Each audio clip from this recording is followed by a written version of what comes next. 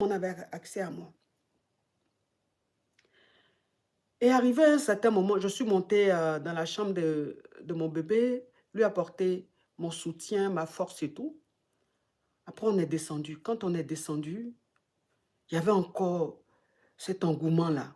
Les gens, on disait aux gens que j'étais là, donc il y avait encore de plus en plus de monde qui venait vers moi, qui me faisait des câlins, qui m'encourageait, qui me disait des paroles tellement, tellement, tellement, tellement sympas. Et arrivé à un certain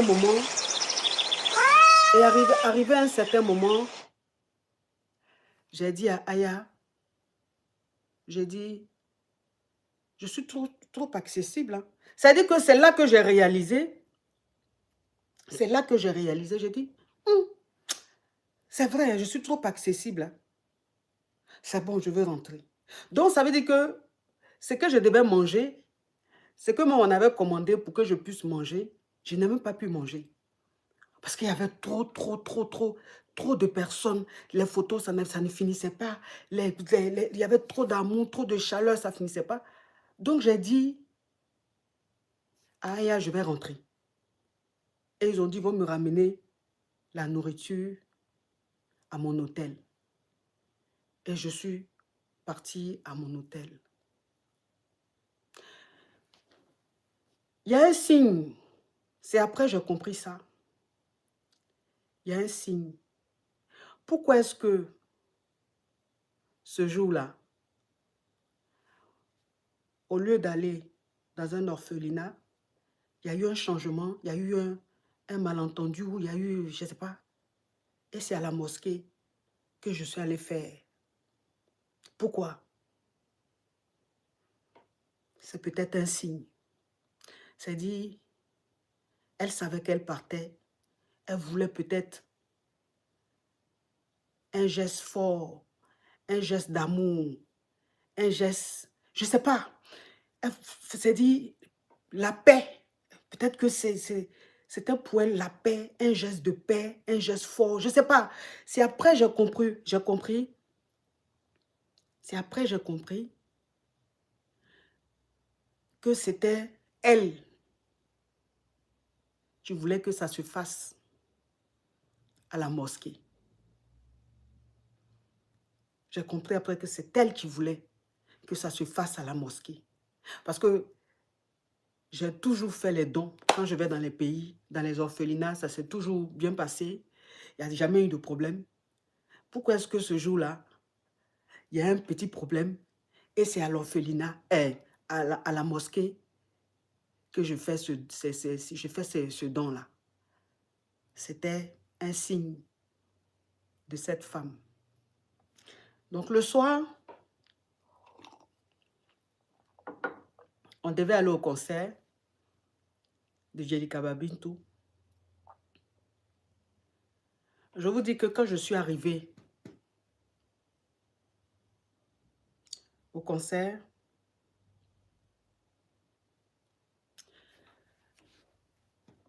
il y avait une joie.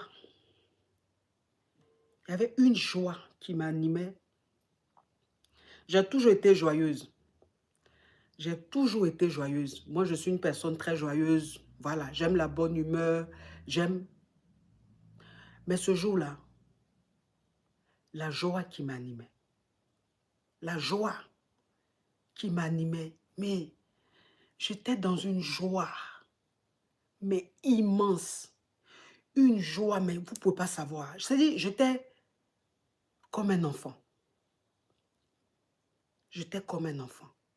Et quand je suis arrivée au concert, mais si vous me voyez au concert, si on vous dit que c'est Coach Amonchi qui est en train de me faire ça, là, vous allez dire non, quand même, la femme là, on sait qu'elle est cool, hein, mais pour aujourd'hui, là, c'est abusé. Je dis, je danse avec tout le monde.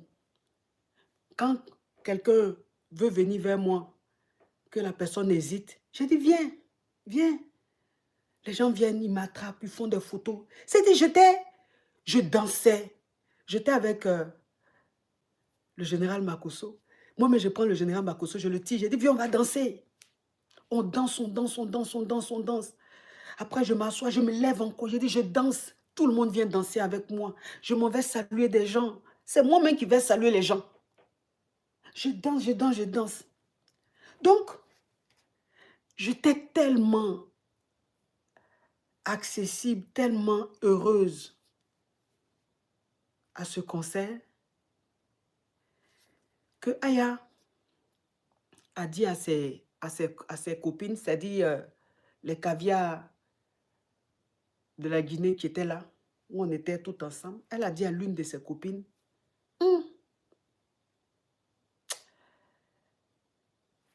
la coach façon, elle est trop heureuse aujourd'hui là.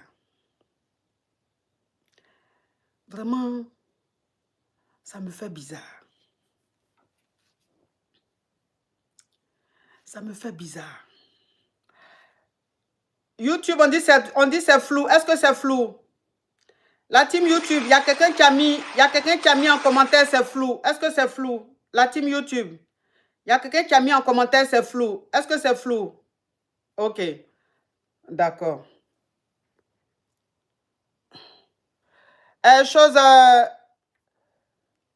Bloquez-moi Ramata quoi là.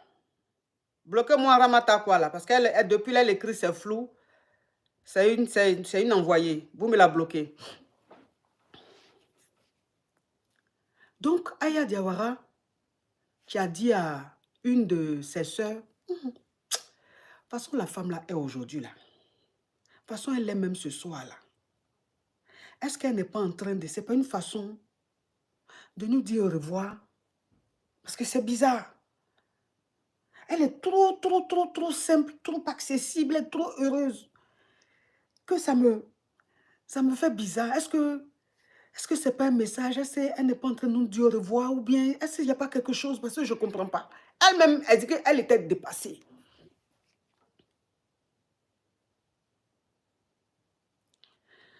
Le concert est fini. On est allé manger.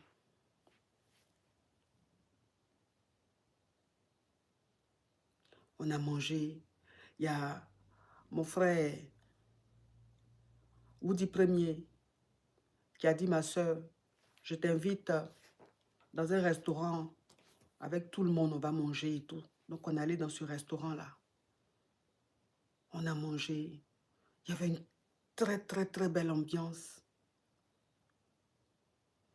Tout était tellement parfait. Tout était tellement beau. Je vous dis, c'est pas possible.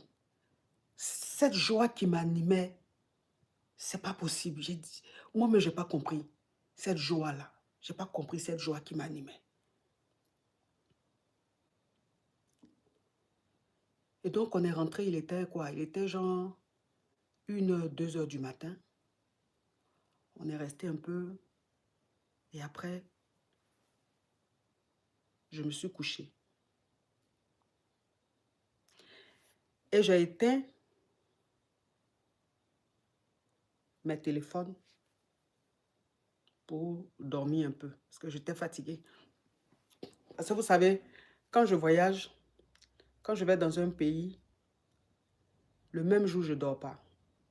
Je ne sais pas si c'est le changement ou c'est les heures, le décalage ou quoi, mais c'est toujours comme ça. Le premier jour de mon voyage, quand j'arrive dans un pays, je ne dors pas jusqu'au matin. Je peux fermer les yeux, je peux faire ce que je veux, mais je ne dors pas. Et le lendemain, c'est café qui me retient. Donc je prends café, je prends café. C'est le deuxième jour que je dors. Donc quand on est rentré, j'étais tellement fatiguée que j'ai éteint tous mes téléphones pour dormir. La team cœur orange. La team cœur orange. Vous voyez comment ça bascule? Vous voyez comment ça bascule? C'est parce qu'ils sont en train de signaler. Donc la team cœur orange, on bombade les cœurs orange. La team cœur orange, on bombade les cœurs orange. Le live est très signalé. Donc on bombade les cœurs orange pour sécuriser le live. Vous comprenez un peu? Ils sont là. Ils sont toujours là. C'est comme ça. Mais ils resteront toujours dans mon ombre. Ils font leur boulot qu'ils savent bien faire, c'est-à-dire signaler. Donc, vous devez bombarder les cœurs orange pour sécuriser le live. C'est très important. Donc, je dormais. Et à 5 heures du matin,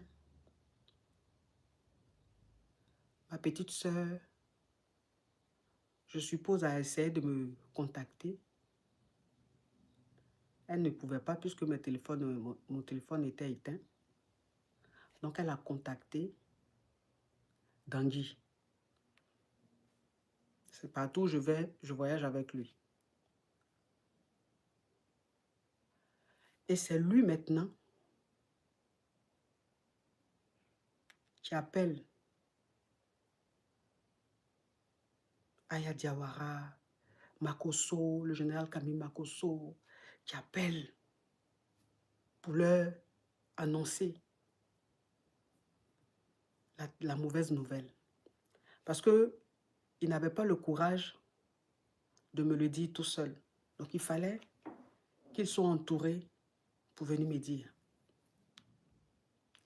Je vous dis à 5 heures du matin, dès que il a appelé Aya Diawara, elle a pris sa voiture, c'est-à-dire elle a porté le boubou qu'elle pouvait porter, le foulard qu'elle a trouvé, elle est montée dans la voiture. Elle qui n'aime pas conduire, là, c'est toujours le chauffeur qui l'a conduit là. Ce jour-là, elle a pris le volant.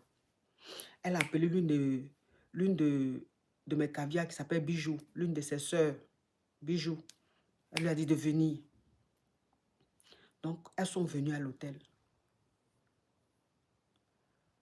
avec Dangui et ils sont rentrés dans ma suite. Moi, je dormais. Donc, de 5 heures du matin,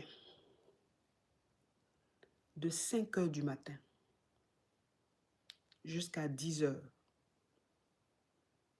ils étaient dans la suite. Ils ne voulaient pas me déranger. Ça dit, il y a un groupe qui disait, on n'a qu'à la réveiller. Il y a un groupe qui disait, non, non, non, on n'a qu'à la laisser dormir un peu. Donc les deux, ça dit, eux tous, ils étaient là. Et puis ça parlait, ça parlait, ça parlait. Donc ils rentraient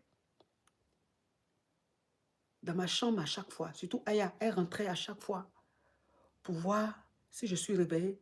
Elle allait, mes téléphones étaient là, à côté. Elle a pris mes téléphones. Elle a éloigné mes téléphones de moi. Parce que l'inquiétude de ma petite sœur, parce que comme la nouvelle s'est propagée rapidement au village, enfin dans la communauté Gouro, ma petite soeur avait peur. Parce qu'elle me connaît. Elle sait que quand je me réveille, souvent je suis dans le lit, je ne dors pas. On pense que je suis endormi, je ne dors pas. Mais le téléphone, j'allume mon téléphone tout de suite pour aller sur Internet. Donc, elle disait, je ne veux pas qu'elle se réveille, qu'elle allume son téléphone, qu'elle aille sur Internet pour voir. Je n'ai pas envie qu'elle apprenne la nouvelle sur Internet. Donc, Aya Diawara a pris mes téléphones, elle a éloigné ça de moi.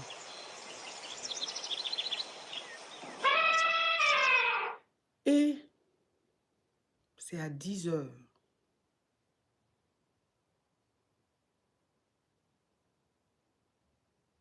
À 10 heures. Quand je dormais, en fait, il circulait dans la chambre, mais je dormais donc dans ma tête. C'est-à-dire que je me disais peut-être c'est dans le rêve, dans mon rêve, mais je sentais des gens marcher dans ma chambre. Je sentais des pas. Je sentais qu'il y a des gens qui rentraient dans la chambre, qui me regardaient, qui repartaient. Mais comme je dormais, voilà, des pas. Mais comme je dormais, je me disais, attends, c'est un rêve ou c'est la réalité? Donc j'ai pris un autre coussin, j'ai mis sur ma tête. Déjà, c'est Aya Diawara, c'est Bijou, c'est Dangui qui faisaient un tour dans la chambre pour voir si je suis réveillée, pour voir comment je suis. Donc. Et réellement, il y avait des pas dans la suite.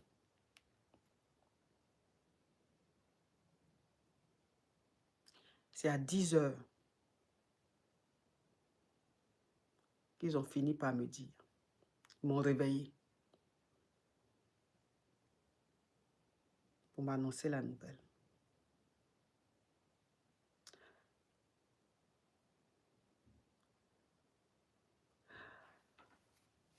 La dernière personne qui a vu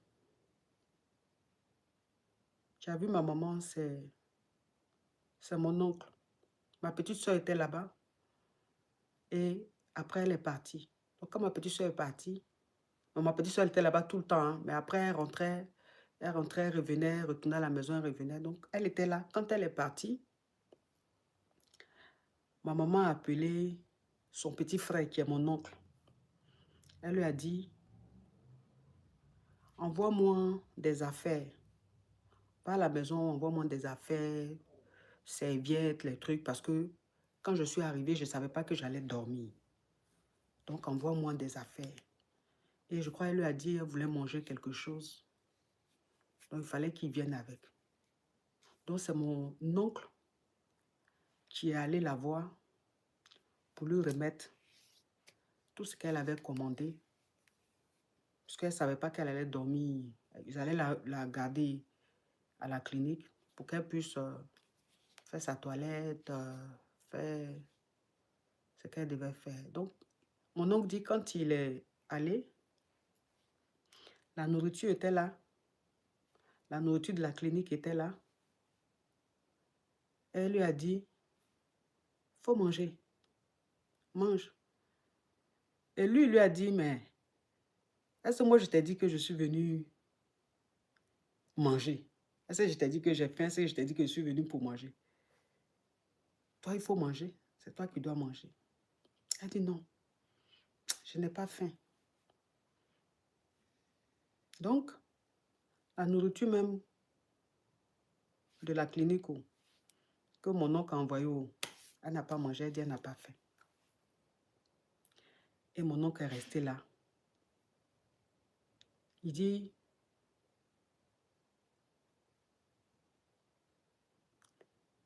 il n'y avait pas un signe de quelqu'un qui allait partir. C'est vrai, elle était fatiguée, mais tout allait bien. Donc, mon oncle est resté là-bas et après, il est parti. Et il y a la collègue de ma maman, c'est-à-dire sa copine. Les deux étaient enseignantes. Elles sont les deux à la retraite. Donc, sa copine, sa collègue copine, a dit qu'elles étaient au téléphone. Elles étaient au téléphone jusqu'à 22 heures. Jusqu'à 22 heures, elles étaient au téléphone. Elles causaient.